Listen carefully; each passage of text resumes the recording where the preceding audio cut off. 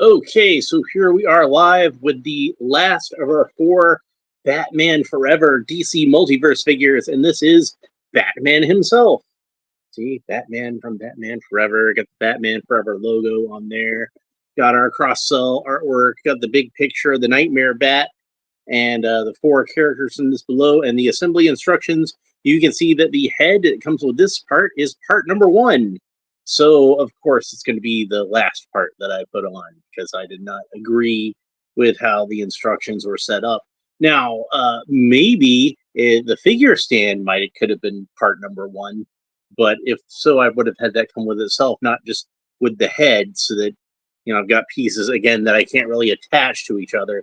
But we've already been over the box for this, so let's go ahead and open them up. I do notice that well, I have noticed in the past, but I re-noticed it, I guess I'd say, is that the image of Batman that's going to be on this trading card, which I'm about to pull out, is actually not the same cowl that that Batman has in this figure, because it is actually the cowl from the Panther suit. However, if you look at the way that his fins are set up, that is definitely the fins from the Sonar suit. So it's kind of an amalgam of two completely different Batman designs. So here is Batman's figure stand. It is the standard DC Multiverse figure stand, matte black with a glossier black DC logo over it. So we're going to set that aside for now. And then the Nightmare Bats figure stand. Oh, look, you can see my phone. it's that shiny. And you can see all the action figures that are all over my desk that I keep talking about that I'd meant to clean up yesterday, but didn't get around to. So hopefully sometime this week I can go ahead and do that, because there's just like all this clutter here. So we have a metal rod with a little plastic ball with little studs all over it. So that should give it some friction. And then, you know what, let's, wow, that's a tight fit. Let's put the bat onto the ball first. And of course the head is in there, so I'll put the head on there last. But you can see the wingspan on this sucker. It's like 1.5 feet long. He's big. So and of course he doesn't have a head, so right now he looks like a bat that Ozzy got a hold of at some point. So let's go ahead and we'll put the ball in there. And then we can put the Nightmare Bat onto his figure stand. And he makes for a pretty impressive display. Let's, not a whole lot of places I can put that right now because he's gigantic. So let's go ahead, and before we get to the figure proper, we'll pull our Nightmare Bat head out of the package. And there's that. Nice glowing red eyes, nice and sinister looking. I'm reminded of The Dark Knight Returns, the comic book, where Batman describes the bat that he sees in the Batcave as like the fiercest, purest warrior and all that kind of stuff. They don't get into quite that poetic of a description in the movie, but I certainly thought of it. And the head doesn't move down too far.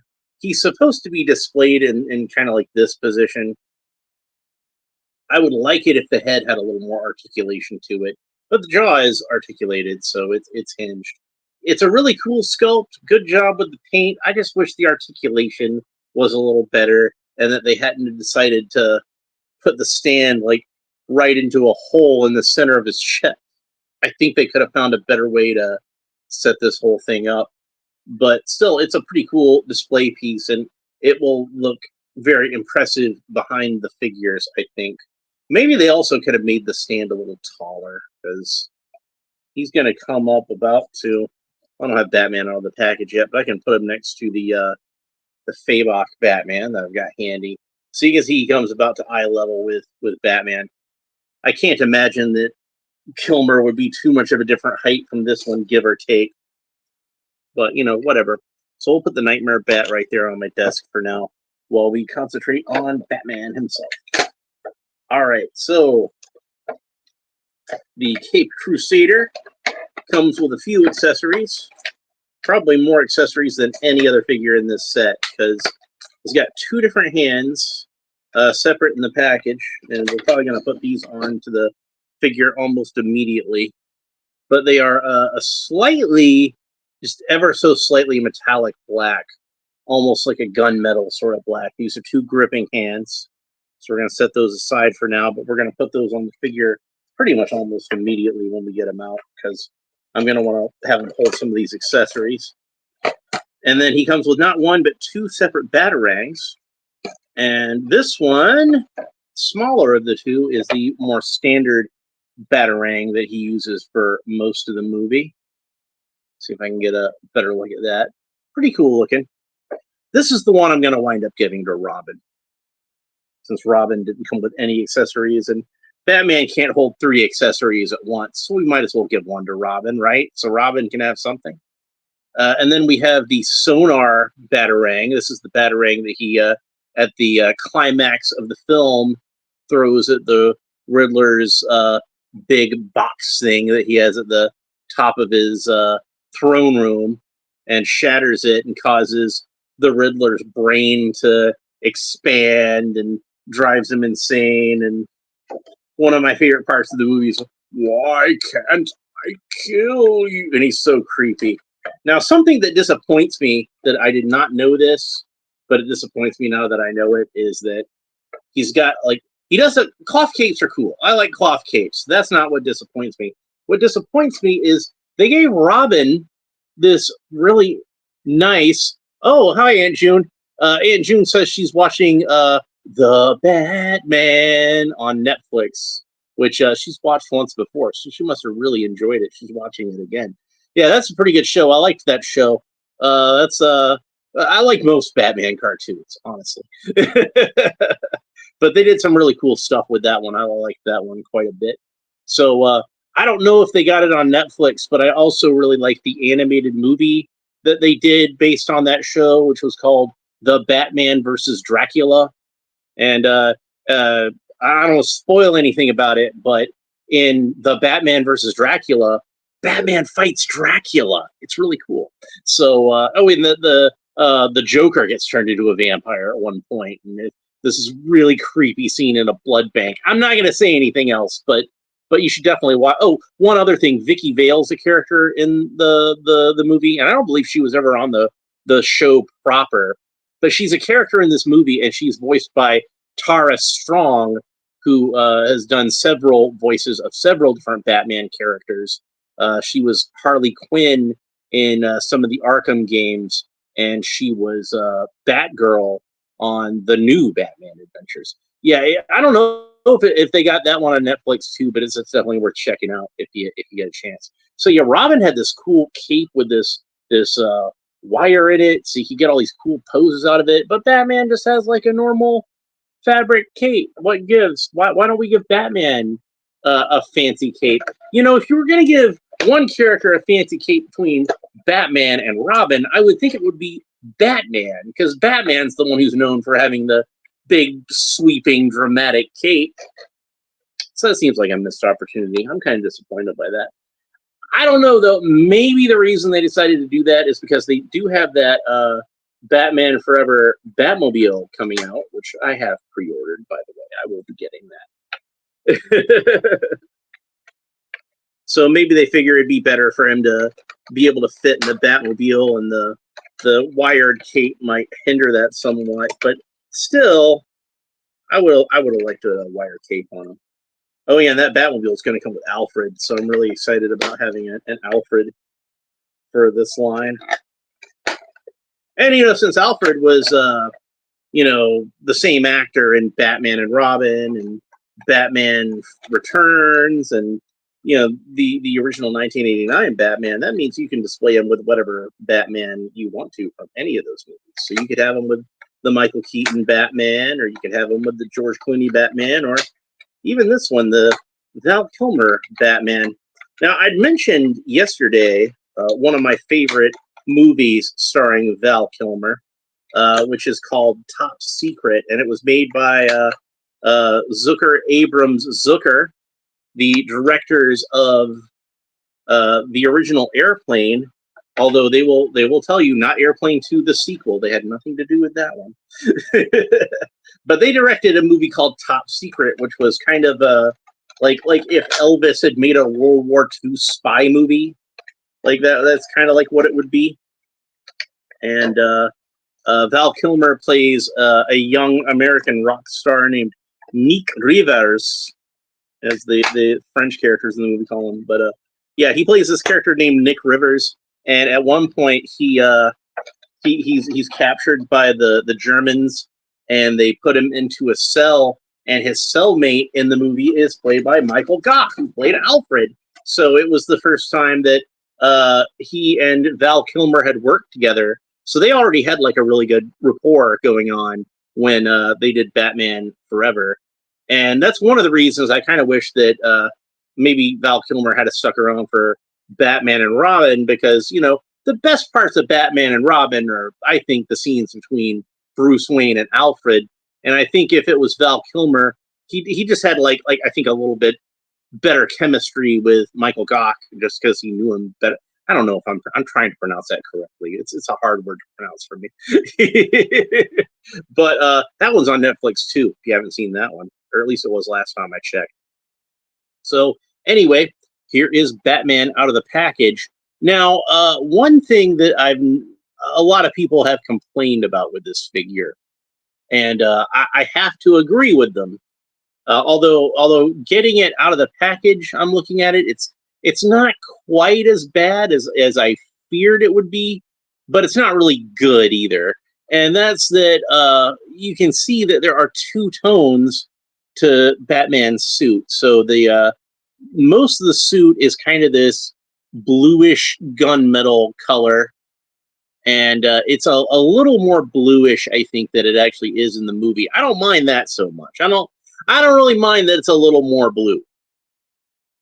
You know, we have like various kind of liberties that get taken with figures from time to time on that. But the I'd mentioned before that the gloves, because when we looked at the alternate hands, the gloves and the cowl and the boots are all this kind of like gunmetal black sort of color. So they're both kind of gunmetal, but one of them is more of a black and one of them is more of a blue. And in the movie, this is all supposed to be the same color.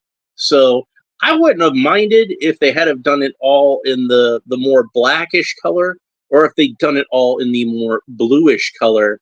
But having the two tones to it, I think, was a mistake. I think that they should not have done that. That was it's obviously a decision that was made. It's not like somebody accidentally got the wrong color on parts of them, and you know. So I would say that was a poor choice. Sorry, guys, you kind of dropped the ball there. But the sculpt is great. He's got like a really good likeness, I think, of Val Kilmer. Looks a lot like him. And other than the coloration, to me, the suit looks to be fairly authentic in terms of its details. This is a very detailed suit. Like the Batman Returns suit, it has a more machined sort of look to it. Unlike the Panther suit, which I prefer the Panther suit. You know, I gotta pick one. But unlike the Panther suit, they haven't done a figure of Kilmer in the Panther suit, unfortunately. But we have George Clooney in the Panther suit, so you can see what I'm talking about. The Panther suit had more of an organic sort of look to it, and looked more like the musculature that we're used to seeing in a superhero comic book. Yeah, it does have nipples. Joel Schumacher, he's going to do that. Joel Schumacher. But yeah, so I liked that look, because it kind of, to me, looked more like the traditional sort of Batman look, whereas on the other hand, like this was a little more armored. And I'm not really a fan of the heavily armored look on Batman. I prefer for him to look more like, what he looked like in the comic book, where he just looks like a muscular dude. And like, I liked how they did it in, the Michael Keaton movie, or like, again, here's the Keaton one. The Keaton one's a bit more similar to the Val Kilmer Panther suit. So I'm getting ahead of myself. We might as well go ahead and compare our Batman figures. So yeah, there's Val Kilmer and Michael Keaton. so we can see the differences between those suits. And of course, we already saw George Clooney and Val Kilmer. Unfortunately, I don't have a Christian Bale in this scale, so we're just gonna have to see him next to skip Christian Bale and go straight to Ben Affleck. And last but certainly not least, let's see him with the classic, the original. Well, original for me. I never saw the movie serials when I was a kid. The first live action Batman I ever saw. Here he is next to the legendary Adam West. Pure West. So yeah, there's all our Batmen next to each other, and since we have them handy, let's go ahead and have a look at the Cape Crusader next to the Boy Wonder, and there is our dynamic duo as they appeared in Batman Forever. Who's your tailor? I took the liberty, sir. R. What's that stand for? Robin. Riddler and Two-Face can make a pretty lethal combination. Two against one are better odds. A friend taught me that. Yeah, Adam West is my favorite too. Of all the live-action Batmans, Adam West is my favorite. And I do love all these guys in different ways. Yes, even George Clooney. Even George Clooney has his good point. So it's a pretty impressive looking figure, despite the inaccuracies of the coloring. So I do wish they'd have picked one or the other. Somebody on one of my Facebook groups was telling me that the even on the cowl that the black is just paint. You could maybe clean it off, but I haven't tried that yet. Obviously, because I just opened it up. But I don't know. Let's pop his head off. And underneath, trying to see underneath. I don't know if that's accurate or not.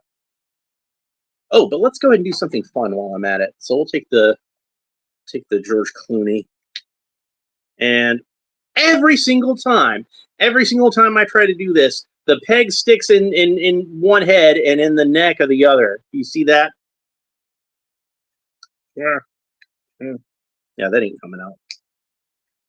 I'd have to use the hairdryer. But I wanted to see, like, damn it. Yeah, you would fall on the floor. Everybody gets to have a nice look at the top of my head. What's going on down there? Somebody said something else. Adam West was my favorite. Yeah, I love Adam West. Why is this not letting me scroll? Oh, well, whatever. I don't have time to worry about that right now. I've got to find, like, both of these Batman heads that wound up falling. One of them fell into this box, and that's Clooney.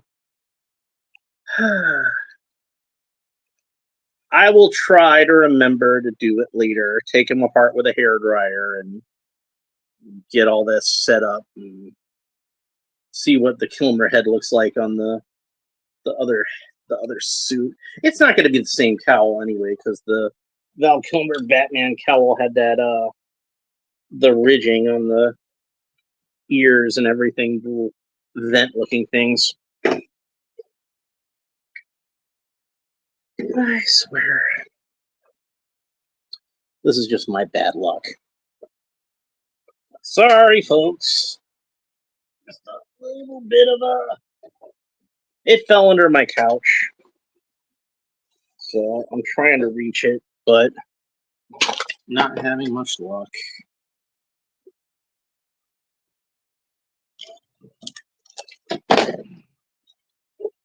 Just bumping into everything and knocking everything over. You're experiencing technical difficulty. Please stand by. Man, look over this.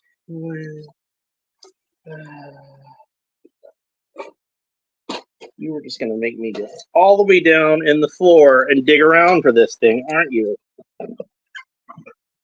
Stupid gravity, always my eternal nemesis.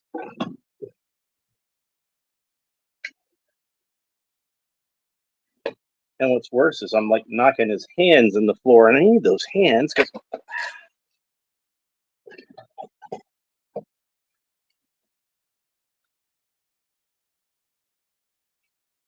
because I'm allowed to put those on the figure.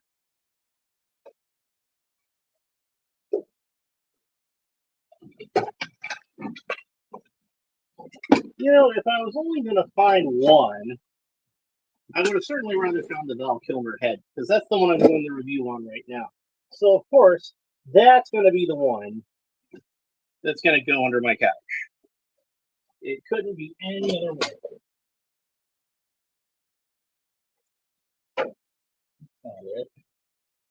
Oh, there's that Roadblock helmet that I brought.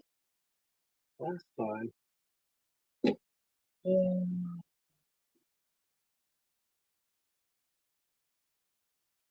I appreciate your patience, everyone who's waiting.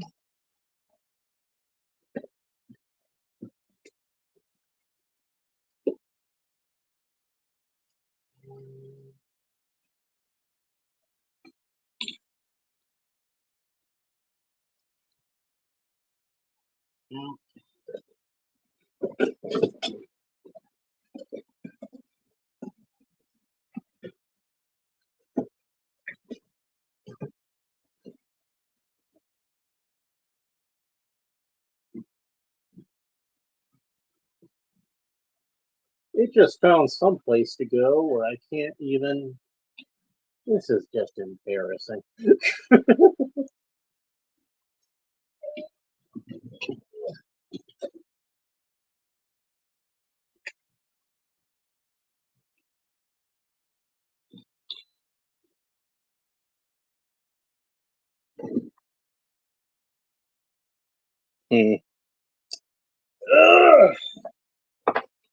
Lordy, lordy, lordy. All right, so I guess because I remember when I saw it in reruns, obviously, but I didn't enjoy it. Well, I guess that's it for this episode since I lost his head.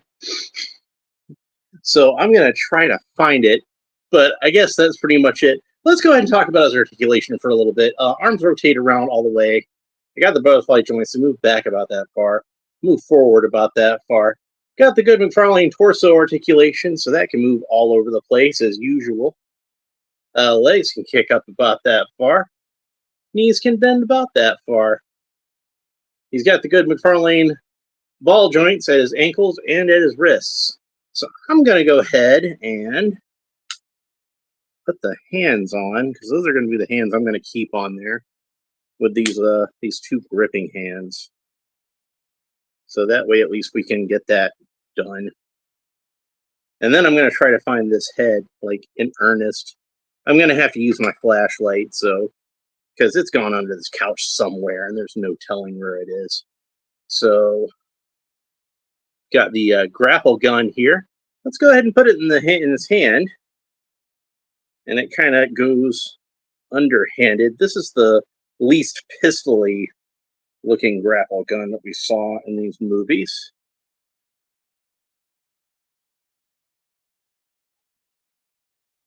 So that looks pretty good. And then we can get the batarang into the other hand.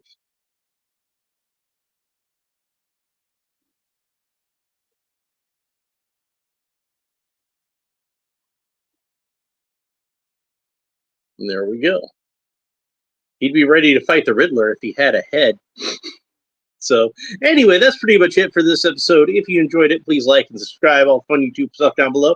Leave a comment. Let me know what you thought about this action figure and his lack of a head. And we'll talk to you next time. Bye.